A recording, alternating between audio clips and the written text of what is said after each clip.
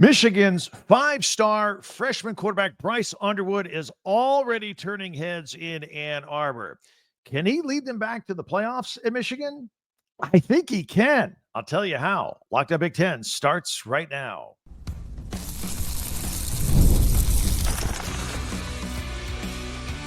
You are Locked On Big Ten, your daily podcast on the Big Ten Conference. Part of the Locked On Podcast Network, your team every day. Welcome to Locked On Big Ten. I'm Craig Sheeman, 40 years as a sports talk show host and play-by-play announcer, and I want to thank you for making us your first listen each and every day. We are free and available wherever you get your podcasts and on YouTube. Part of the Locked On Podcast Network, your team every day. And we're going to talk about Michigan because I think Michigan football is back with this freshman quarterback. I'll explain why we're talking about this. Jim Harbaugh, by the way, still heaping praise on his former quarterback, J.J. McCarthy. We'll talk about that. We got some stadium updates in Lincoln and at Happy Valley as well. Get you all caught up there. And plus, we'll have our Big Ten Classics. Big podcast here for you today. So 2024, that was a gap year for Michigan, especially a quarterback. I mean, let's face it. There was a big drop-off at the position this past season. And, you know, the Wolverines should probably count their blessings that they got 7 wins in the regular season, 8, including the bowl win, without a true passer. That's hard to do, and they did do that. But let the record show, they also beat Ohio State and Alabama without a quarterback, in essence. So naturally, everybody can't wait to see this 5-star freshman phenom, Bryce Underwood, and watch him take some snaps from under center. He grew up just a few miles from the big house, and then he was all but signed, sealed, and delivered to LSU, not Michigan. Even late in the recruiting process, he reaffirmed his commitment to Brian Kelly and the Tigers, and he even seemed to take a veiled shot at Michigan and the coaching staff by saying that he wanted to go somewhere where he could develop his passing game, take himself to the next level. And in all fairness, LSU has had a couple of Heisman Trophy winners at quarterback lately. But at the 11th hour of recruiting, some things were put into motion. A call from alum Tom Brady. That's very flattering. Oh, and $12.5 million in name, image, and likeness. The deal was put on the table there at the last second, funded because Michigan discovered one of its alums was married to the owner of Oracle. Now, I still don't know what Oracle does. I just know they have billions of dollars, and they helped out. And just like that, Underwood flipped. Brian Kelly was devastated. Sherrone Moore was ecstatic. Michigan's quarterback problems would be short-lived. And not only was Underwood a top quarterback in the country, he was a top recruit, and he was a top recruit in the country, period, regardless of position. Everybody wanted this kid. Now he's in Michigan. Now, new Wolverines offensive coordinator, Chip Lindsey, he's thrilled as well. He's doing interviews. He said the kid is humble and driven. Defensive coordinator Wink Martindale is even impressed with the kid. And that goes for stay over quarterback Davis Warren, who's going to lose his position to Underwood. Everybody's impressed with him. He's turning heads all over Ann Arbor. Now, not to put too much pressure on Underwood, the Wolverines did bring in Fresno State transfer Mikey Keene.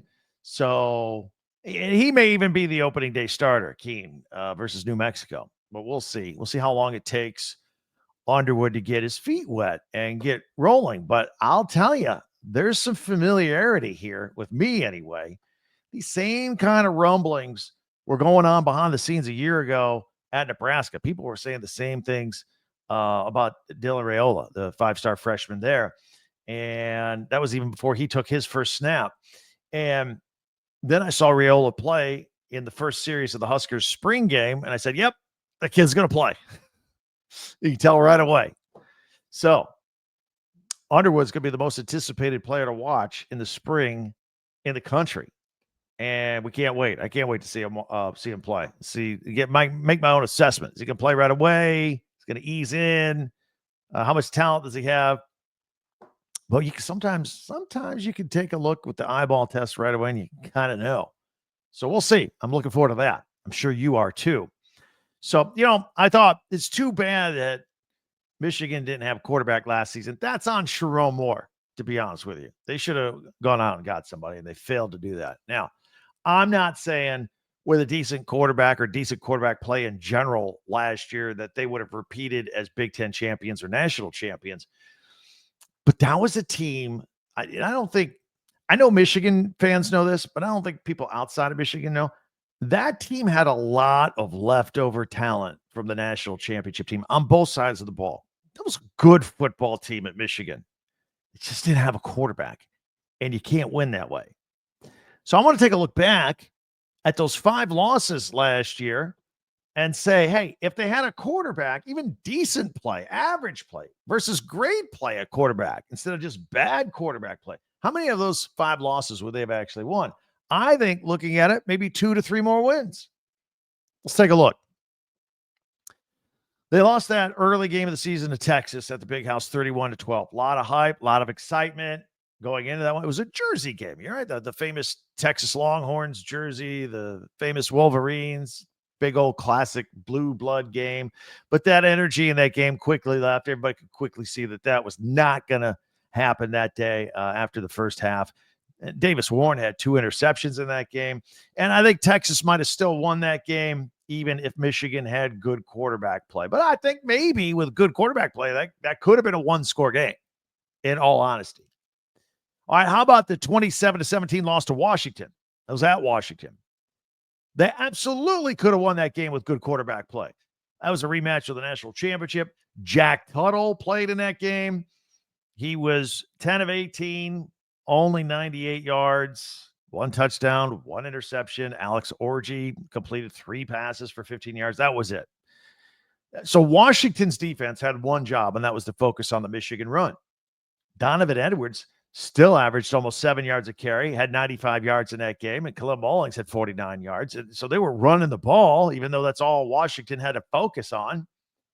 So I think good quarterback play easily would have flipped that game. So I put that in the win column with good quarterback play. How about the game at Illinois?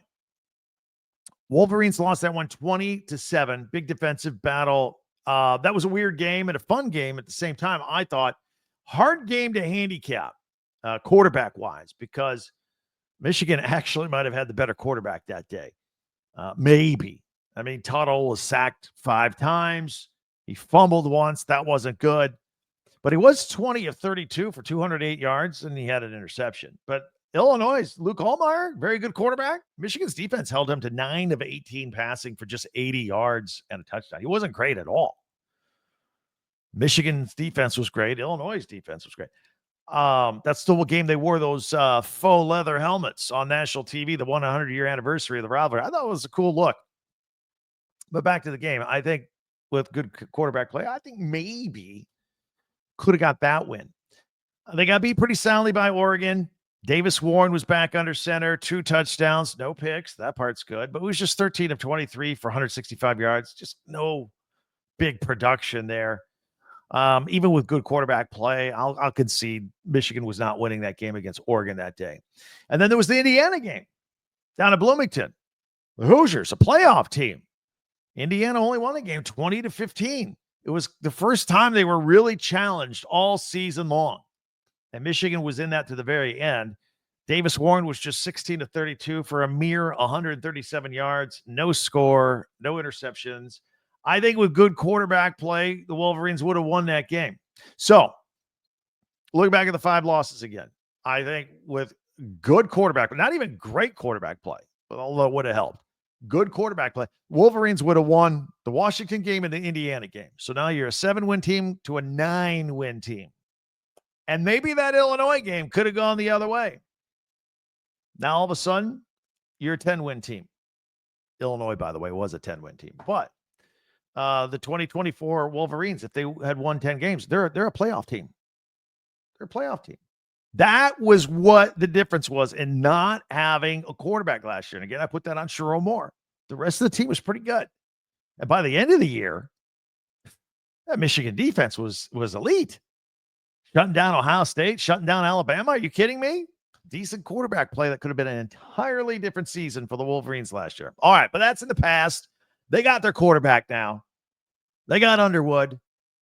And we just wait and see how quickly he gets in the lineup and he gets over his freshman mistakes and he plays ball. So that's not bad for a down year last year as we look ahead to this year. Michigan fans would love to hear from you. What do you think? Absolutely, the guy can make a difference right away. And don't forget, by the way, just for some fun, don't forget rival Ohio State going to be breaking in a brand new former 5-star quarterback, redshirt freshman, Julian Sand. We could have ourselves a few years here of a nice rivalry of some superstar quarterbacks in that game. Love your opinion on that. Let's hear from you with the comments. And also, if you don't mind, hit that subscribe button. It is free. Follow Locked On Big Ten for free wherever you get your podcast. That way you'll get the latest episode of this podcast as soon as it becomes available each and every day. And if you don't mind, share, follow, and like. That helps us out a lot. And don't forget to check out our website, talkbig10.com. That's the number 10, talkbig10.com. All of our podcasts go there, and you can get Michigan merchandise, shirts, hats, T-shirts, pennants, all that right there on the website. If you want to go catch up on some of our podcasts, talkbig10.com. All right, we still have a lot of work to do. Some things I want to talk about here. Speaking of Michigan quarterbacks of the future, I'm going to take a look back in the past for just a minute because Jim Harbaugh is still talking about J.J. McCarthy, and he's a Viking now. And Harbaugh is with the Chargers. We have some stadium updates with renovations at Penn State and at Nebraska. And we'll have our Big Ten Classics. All that coming up in 1 minute right here on Locked On Big Ten. Don't go anywhere. I'll tell you about Roy. For all you Big Ten fans out there, the future of college sports is here, and it's transparent. Before the Roy app was available, name, image, and likeness negotiations often happen under the table, and fans did not have a clear way to directly support the athletes that they love. But now with Roy, you get to be part of the change and support Big Ten athletes in the most transparent way possible. Roy, the name, image, and likeness app, allows you to choose the player you want to support, decides how much you want to contribute. You can receive exclusive content from these athletes. And the best part, if your player transfers out, you get your money back.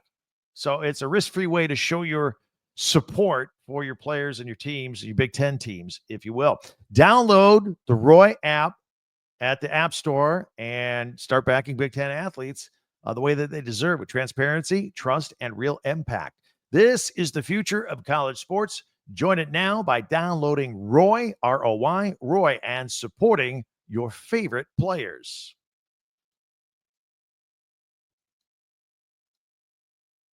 I want to thank you for making Locked On Big Ten your first listen each and every day, especially you everydayers out there. Thank you. Meanwhile, be sure to hit that free subscribe button down below. Share, follow, and like Locked On Big Ten, your team every day. And check out our website, talkbig10.com. All of our podcasts and your favorite school merchandise right there.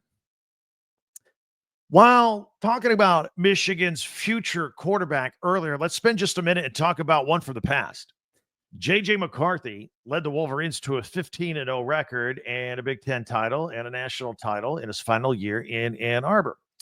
Along the way, you may remember Coach Jim Harbaugh, the former Michigan and former NFL quarterback in his own right, heaped a lot of praise on J.J. McCarthy. He said he was a generational quarterback and he was the best quarterback to ever play at Michigan. Jim Harbaugh played at Michigan. Tom Brady played at Michigan. You get the hype? Hyperbole or hype? He said it. So, many, he always would praise him. I was just talking about him being the perfect quarterback all last season. And McCarthy was good. Don't get me wrong. He's a national champion. He's a Big Ten champion. He's a good quarterback. But we didn't really get to see if he was a generational quarterback or best quarterback to play when you really, really think about it. We never got to see how good J.J. McCarthy was because they didn't need him to be all out good. Michigan's running game and defense was so dominant. All McCarthy had to do was just take care of the ball. Don't turn it over. Complete about 12 to 16 passes a game for about 150 yards or so. That was the winning formula at Michigan. Maybe once in a while he had to thread the needle and complete that tough third down pass, move the chains a little bit, but that was it. That was it. They always had huge leads in the fourth quarters, so they just ran the ball. It was a simple game plan. Need to remind you, against Penn State, they ran the ball 32 straight times. Never even threw the ball in the second half. It was simple. So simple that some wondered if McCarthy really was good or if he wasn't. He never once was asked to throw the ball 35 yards for 400 or 35 times for 400 yards and win a game that way. Didn't have to do it. Evidently, the Minnesota Vikings thought he was pretty good. So they drafted him in the first round, but unfortunately, he injured his meniscus in the preseason, and we never got to see him play. The veteran backup that they signed is an insurance policy behind a rookie, Sam Darnold. He had a career year, and now the Vikings' future quarterback's a little muddy because we don't know really which direction they're going to go.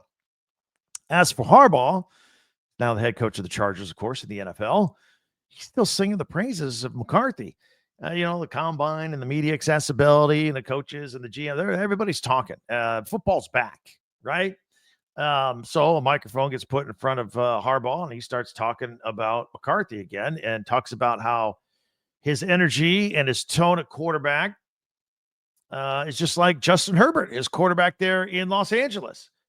And he said that JJ and Justin are both perfectionists, and they're both all about team. And in the end, he says, look, Vikings fans, you got yourself a good one. You're in good hands. He assures them that J.J. McCarthy is putting in the work and the rehab with this injury and, of course, attacking each day with enthusiasm unknown to mankind, as Jim Harbaugh always says. So that's what's going on behind the scenes. Harbaugh still praising J.J. McCarthy. If those two teams ever meet, that'll be tough for both of them because I know the mutual respect and love they have with each other is it's going to be tough to play against each other.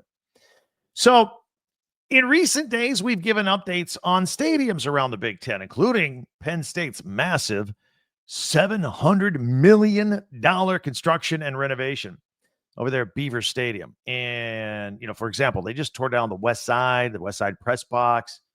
There's going to be construction going on there for the next 2 seasons. So with all that construction, is seating going to be diminished? I mean, after all, Penn State has one of the greatest home field advantages in all of college football. So there's no doubt there's going to be a mess and some inconvenience and temporary seating. But athletic director Pat Kraft answered some of these questions. He says he expects Beaver Stadium to be really close to its capacity of 106,572 fans for the start of the fall football season. Whether the temporary seating or what's still left, they're going to get there. Now, he said that the spring blue-white game, that one's going to be a different story. He said, if you're going, be prepared for the unknown. He can't, to this date, he can't tell you exactly what the situation will be. They're working on it. It's a work in progress. He was honest. He said things might be a little interesting around the spring game. So keep that in mind if you're a Penn State fan.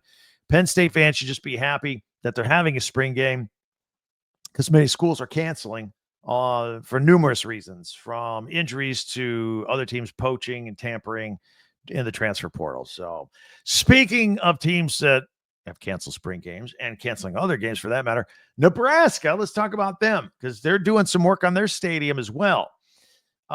Nebraska unveiled an update on the renovations there at Memorial Stadium, and these are the same renovations that were blamed as part of the reason why they canceled the Tennessee home and home series, which a lot of people were unhappy about last week. But the Huskers athletic director, Troy Dannon, he showed everybody and the media a new field design. So they're going to have red end zones and black team boxes. And he says he feels that this look is going to add like an intimidating factor to visiting teams that's been a little bit lacking before. And, of course, the turf, going to natural turf, will be a solid green color. Won't have that variance, darker, lighter every 5 yards. Because, again, going to natural grass in 2026, that's a switch from artificial turf, which they've been using since the 1970s out there. Dannon feels that in the past, that home field advantage and that color scheme and the red in your face, he says, has been underutilized, and he doesn't understand why. So now they're all in. It's going to look sharp. It's going to look really sharp there. I think it's already a big, intimidating location with those diehard fans there. You go making the place looking a little more spiffy. People are really going to enjoy that. All right, we're a day late doing this, but I want to do it. Our players of the week around the Big Ten. Start with men's basketball. Nate Biddle, Oregon, 7-footer, scored double-doubles and wins over Rutgers and Iowa. Had a game-high 23 points and 6 in overtime as the Ducks had that big overtime win, 77-73 over 11th-ranked Wisconsin. This is his first Player of the Week honor. And then Freshman of the Week goes to Jace Richardson of Michigan State. Spartans got a couple of top 20 wins. By the way, did you see them last night? I'll talk about that in a minute. I had a pair of top 20 wins with Michigan State. Recorded a team high 21 points in their 75-62 win over number 12 Michigan. That was big. First place was on the line. It's his first Freshman of the Week award. Over to the women. We got co-players of the week. Juju Watkins, of course, USC. Got a couple of wins for USC in the last week. 22nd ranked Michigan State and number 25 Illinois. So there'll be a couple of ranked teams. She had 28 points, 8 rebounds, 3 blocks, 3 steals, 3 assists against the Spartans. What a great just stat filler just right there on the box score. Had 22 points, 5 rebounds, and 4 blocks and 3 assists versus Illinois. It was a perfect 10 for 10 from the line in that game and moved up 2 spots in USC's career list and ranked 11th all-time with 1,574 career points, surpassing Cynthia Cooper. So it's her 6th Big Ten Player of the Week award in her career. She was the last one. She just did it last week also. It's on a roll. Co-player of the week, Lauren Betts, UCLA. So USC, UCLA, well represented. She scored 22 points and 7 rebounds, 6 blocks, and 3 assists versus number 25, Illinois. Broke UCLA's single-season blocks record with her 6th rejection and surpassed Monique Billings for the all-time spot. Recorded a double-double with 22 points and 12 rebounds while shooting 75% from the field at Iowa, and is her 3rd Big Ten Player of the Week award. Got some honorable mentions as well. Alex Markowski from Nebraska, career high 35 points to go along with the season best 15 rebounds in Nebraska's comeback victory over Oregon.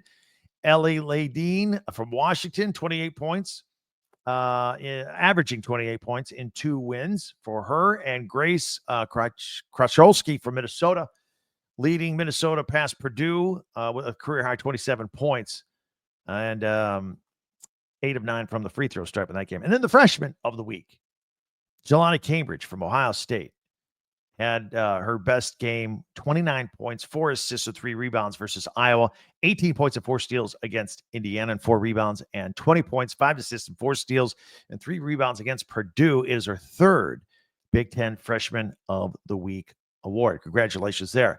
We've got some hoops here tonight, Thursday night. Rutgers is at number 15, Michigan State. That is at 9 p.m. Eastern on Peacock. By the way, I alluded to this a second ago. If you haven't seen it, go back and look it up. Trey Holloman of Michigan State, the 3-point heave. It was a tie game there at Maryland. A couple of ranked teams going at it. Maryland, it was tied 55. Maryland shoots a 3. Ill-advised, a little rushed, too much time on the clock. Missed it. Michigan State gets the rebound. Trey Holloman puts up a heave from well beyond half court for a 3-pointer. Boom! Right at the buzzer. March Madness is happening already. Michigan State storms the court. It was on the road. Big win. Beautiful shot. Bad night for Maryland. Tom Izzo and Michigan State winning that game 58-55 was incredible. Women's basketball tonight. Purdue is at Penn State. That is at 6 o'clock Eastern on Big Ten Network. And number 19, Maryland at Indiana, 7 o'clock Eastern on Peacock. So a women's, men's doubleheader on Peacock. Maryland at Indiana for the women's, followed by Rutgers at Michigan for the men on Peacock tonight.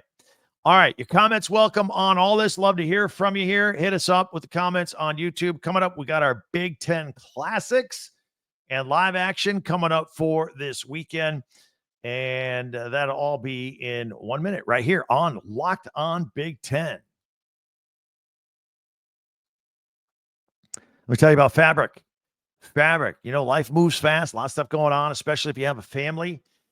One day you're watching your kids take their first steps, then before you know it, they're off to college. That's why securing their future is so important.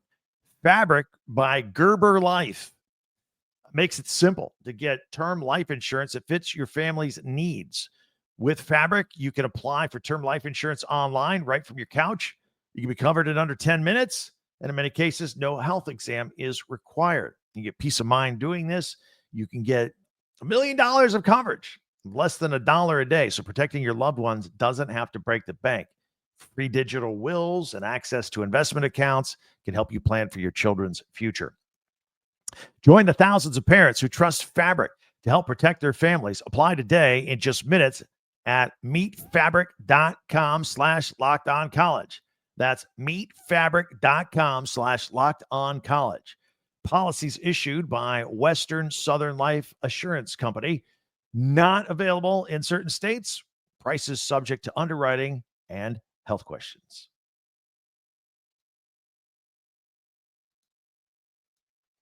All right, it is time for our closeout feature here today. On Thursdays, we always do Big Ten Classics and live action going into the weekend from the Big Ten Network. So let's put it up there. It's on screen. If you're audio only, I will describe it as best I can with what is going on here. Not a lot of classics. In fact, on Friday, we're going to just fast forward. Friday, February 28th. Can you believe it's the last day of February? 7 o'clock Eastern, we got some hockey. Michigan at Ohio State. You know, anytime Michigan, Ohio State play, no matter what the sport is, we're going to highlight it. So there you have it. And then at 8:30 Eastern, more hockey. Minnesota at Penn State. Let's look ahead to Saturday's action. First day of March. We got some Big Ten basketball in 60 where they chop up all the highlights and squeeze them all in, every single play into 60 minutes. UCLA at Purdue. From their game on Friday night. So if you missed it, you can check that out on Saturday. All jammed into an hour there. 11:30 a.m. We got Big Ten Live, their basketball tip-off show on the Big Ten Network. All the pregame breakdowns and team updates and live campus look-ins are always exciting. At 12 noon, we got men's basketball. Maryland coming off that heartbreaker against Michigan State. It was at home, too. Now they hit the road to take on a struggling Penn State team trying to get well here. And at 2 o'clock, Minnesota and Nebraska. So we got a doubleheader. Actually, check that, a tripleheader, because I'm going to change the page here. So we got the game Maryland at Penn State. We got Minnesota at Nebraska. And then at 4 o'clock, USC at Oregon. 4 o'clock Eastern, 1 o'clock Pacific on the Big Ten Network. At 6 o'clock Eastern, we've got the women's, Big Ten women's gymnastic, Big Ten quad meet. That's at Maryland. And then at 8 o'clock, we got more hockey, Minnesota at Penn State. Moving ahead to Sunday, March 2nd, we got some Big Ten basketball and 60 more highlights. Again, that UCLA-Purdue game edited. If you missed it, I'll do it again on Sunday, 12:30 Eastern. That'll be for you people on the West Coast at UCLA. That will be 9:30 Pacific in the morning. Then at 1:30 Eastern, women's basketball, Michigan at Illinois, followed by 5 o'clock airing of the Big Ten women's gymnastics, their Big Ten quad meet at Ohio State. And at 7 o'clock Eastern, more gymnastics quad meet at Iowa. So there you have it. That's what's on the docket, just some of it, not all of it. We just highlight what you think you'll be interested in this weekend. Maybe you're cold, it's still winter, still grabbing your area. You can be watching some TV. These things are on. You can check out all this Big Ten stuff right there. Tell your friends about this podcast if you don't mind. We're here every day with breaking news around the Big Ten, but we also have analysis of that news, and we also give opinion of that news. No other podcast does that under the Big Ten umbrella. All right, the news, the analysis, and the opinion right here. Tell your friends about us. That'd be a big help to us for sure. Many ways for you to interact with this podcast. There's X, Twitter, at Talk Big Ten, and also our website, talkbig10.com with the number 10. All of our podcasts go there, and you can buy your favorite school merchandise, your school spirit, shirts, t-shirts, hats, coffee mugs, all right there as well. If you don't mind, if you haven't yet, hit that subscribe button, please. Just boom, it's that quick, and no information, and it's always free. And you can follow this podcast right now by doing so on your favorite podcast app, and you get the latest episode of Locked On Big Ten as soon as it becomes available each and every day. Also, check out a second listen with our friends from Locked On College Basketball. March is here. Got to be up to speed with basketball. Isaac Shade and Andy Patton do a great job. So don't wait for March. Get the information now Be the most informed college basketball fan now. Find Locked On College Basketball on YouTube or wherever you listen to your podcast. That'll do it for us here at Locked On Big Ten. We always appreciate you checking us out. I can't wait to talk to you again tomorrow right here. For Locked On Big Ten, I'm Craig Sheeman. We'll see you next time.